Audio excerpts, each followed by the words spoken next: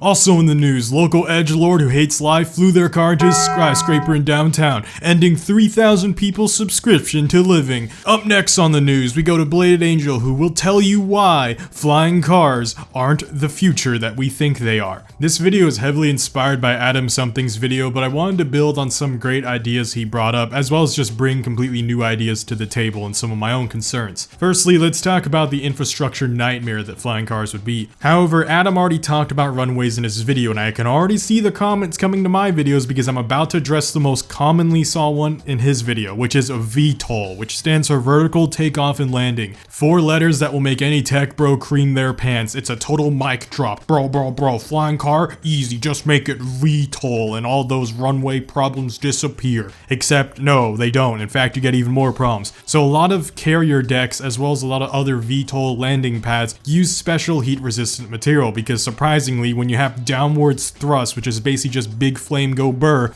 basically melting the pavement below, you can't just do that over and over on normal tarmac. You need special highly heat resistant as well as really expensive pavement to do that job. Do you think every local business or city or household is going to shell out the cash needed to build these heat resistant VTOL landing pads? Yeah, right. Another concern I have for this is, again, the British Harrier was made fantastically, but it still had some hiccups reliability-wise. Even our modern F-35B still has a ton of maintenance and reliability that it has to deal with, even though it's a great aircraft. Again, I'm not saying that these are horrible vehicles, so calm down any military nerds. The point I'm making is, do you trust companies, car companies in particular, to make these VTOL vehicles to the same standards that Britain did with the Harrier or America does with the F-35B? I certainly do not trust them, because if there's anything I've learned being a formerly terminally car-brained person who's now a chronically car-brained person recovering from it, I don't trust car companies. I really don't. And that has completely disappeared, especially in recent years. I have zero faith that they aren't going to try to cut corners and save cash. So if they were to make a VTOL capable flying car, they would not give a crap about making it a high quality vehicle. And even without vehicular failure, let me mention this. Do people really just think that being a pilot is like driving a car but up? Think of how many bad drivers you already encounter on your morning commute. Do you think they just disappeared when in the air? Obviously not. It's probably going to be worse, in fact. So now that I debunked the mass production VTOL capable cars and the public accommodations needed to land them, let's go back to the runway scenario briefly. Runways are a lot cheaper than special heat resistant material, but they take up a lot of space. Do you really think that you're just going to be able to land a flying car downtown somewhere? Like, think of how little space there already is in most downtowns across most metro areas. It's highly unlikely the average pilot driver would be able to navigate a landing onto a small street, especially when you consider those streets will almost never be empty because duh, it's downtown, there's always going to be traffic there. Realistically, you'll have to land on runways outside of downtown, then just drive the flying car in its land mode through 1 hour of congested traffic just to get to where you want. Does that sound familiar? I'll tell you why. It's because we already do that with normal non-flying cars. Contrary to popular belief, having a flying car does not make you immune to traffic. Just one more lane, bro. Just one more lane, bro. I promise we'll fix traffic, bro.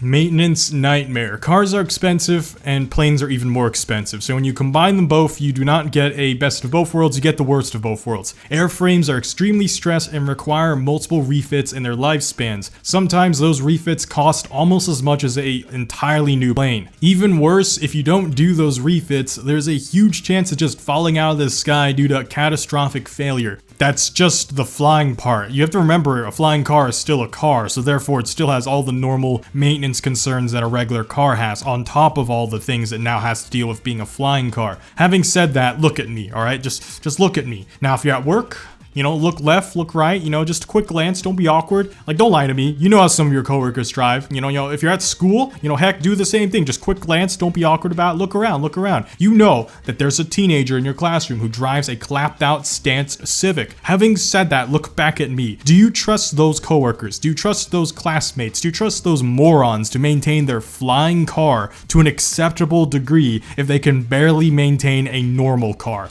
I do not trust my life in their hands because unfortunately my life will be in their hands, not just when I'm flying, but even aside from flying. We'll touch on that later in this video. But before we do, let's just talk about something that people really don't want to hear but is completely true. They're not even that good. I know tech bros like to think that every new technology automatically hits this exponential growth curve. aka what I'm trying to say is we've already tried flying cars, not even for like a few decades. We've been doing it for more than half a century now. The first commercially available modern flying car was from Aerocar in 1956. If you want to just talk about a car with haha wings go burr, we've actually done that as early as 1917. So we've been playing with the concept of putting a car in the air for a century, and we've made it available to the public 70 years ago, so more than half a century. If flying cars were to hit some magical exponential curve, it would have happened by now. The reality is, everything we learned about them, we just realized that a normal plane or normal car would just do it infinitely better, because a flying car uses the same technology as both a plane and a car, but does the job worse than both of them. Most flying cars top out between 124 to 160 miles an hour. Yeah, they're that slow. My 15 grand motorbike goes faster than that. Most cars go faster than that. Sure, you can argue that while you're in the sky, there's no traffic, therefore you can just fly at the top speed, unlike a car which has to deal with a highway speed limit. Unless, of course, if you're German and you have access to the Autobahn, in which case you can probably already go 150, 160 miles an hour all day, so these make even less sense to you guys. And even for Americans, while you could fly a flying car at 160 miles an hour constantly instead of driving half that speed of 80 miles per hour on the freeway below, we're gonna mention the boring part, being fuel consumption. No, I'm not a tree hugger, but the reality is fuel consumption matters because it determines your literal effective range of use. Most flying cars can only fly for 300 to 430 miles, which is very comparable to a normal car.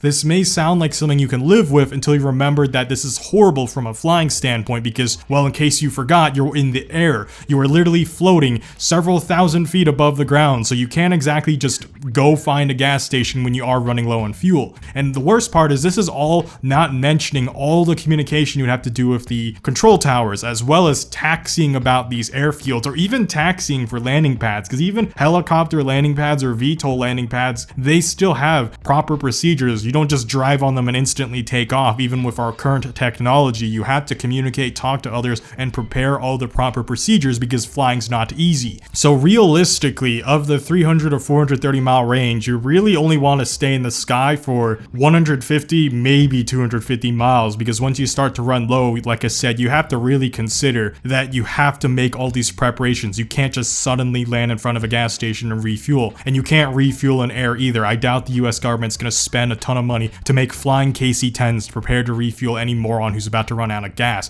meaning that when they do run out of fuel, they're just gonna fall out of the sky and land on some poor guy's house below, which is what I meant earlier when I said that flying cars will affect your life whether you fly or not, because your life is automatically in danger for someone else's moronic decisions to not only not maintain their vehicle, but not even keep it fueled up properly. An actual plane can go several thousand miles before needing to refuel. They can just circumnavigate the entire globe. That's why they are infinitely more useful than a flying car could ever hope to compete with. As for your normal car, while they do go slower than a flying car, they have the added convenience of not needing to waste 15 minutes talking to a control tower and another 10 minutes landing and finding runways. And in the worst case scenario, you run out of fuel, you can put it in neutral and find someone to help you push it, or you can get it towed. In a plane, you just fall out of the sky when you're out of fuel. Like these won't glide very well, by the way, because the ratio of wings to weight is a lot more limited compared to a traditional plane. And for anyone who still thinks VTOL is viable, like VTOL aircraft use fuel when doing a takeoff or landing compared to normal takeoff and landing vehicles. Because again, even when you land, you have to keep a VTOL vehicle on. They don't just magically float down. They have to thrust and balance the thrust as they approach the landing pad.